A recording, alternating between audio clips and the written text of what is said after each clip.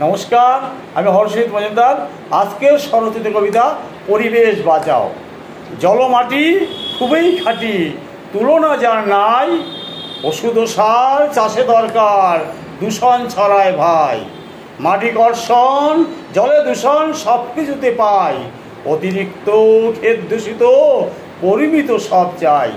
বৃক্ষনিধন মানুষ কারণ, অট্টালিকা গড়ে। বাড়ছে কার্বন, বায়ু দূষণ, রোগে মানুষ মরে।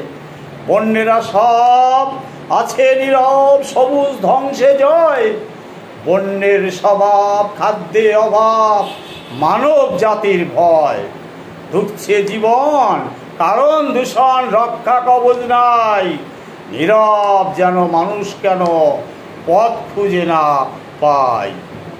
উপায় আছে সবার কাছে, বৃক্ষরোপণ ঠাই।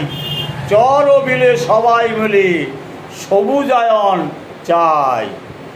মুক্তি নিদান আছে বিধান, জীবে সেবা পথ। মানব ধর্মে আপন কর্মে চলছে জগৎ রথ।